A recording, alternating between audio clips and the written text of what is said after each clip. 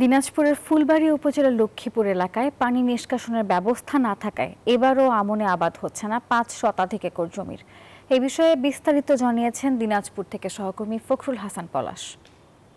এই মুহূর্তে রয়েছে দিনাজপুর ফুলবাড়ী উপজেলার লক্ষ্মীপুর বাজার এলাকায়। এখানে বিশেষ করে আমরা দেখেছি যে অনাবাদি বেশ কিছু জমি পড়ে আছে এবং আমি একেবারে সরাসরি একজন ভুক্তভোগী কৃষকের কাছে কথা বলবো যে আপনি আসলে কত বিঘা জমিতে চাষ করতেন, এখন কি অবস্থা আপনার জমি? এখন 10 বিঘা জমিতে আবাদ সাবাদ করি। আগে 2টা করে ফসল পাইতাম, এখন একটা ফসল।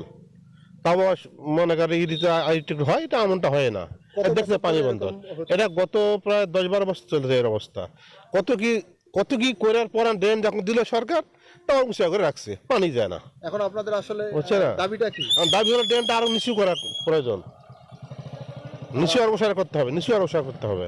দ্রুত গতিতে আমাদের এই পানিটা নিষ্কাশন করেন এবং এখানে যে হাজার হাজার একর বিঘা বা জমি এখানে রয়েছে, এই জমির মানুষ যে যারা উপকৃত হবে। আসলে আপনি শুনছিলেন যে আসলে 10 বছরেরও বেশি সময় ধরে তারা কিন্তু এখানে কোনো আবাদ পাচ্ছেন না। বিশেষ করে আমন আবাদের এই অবস্থা রয়েছে এবং বোরোতে কিছুটা ফসল তারা নিতে পারলেও ঘরে কিন্তু আমন আবাদ একেবারে নিতে পারছেন না। দিনাজপুর ফুলবাড়ী উপজেলার লক্ষ্মীপুর থেকে এই ছিল আমার কাছে সর্বশেষ।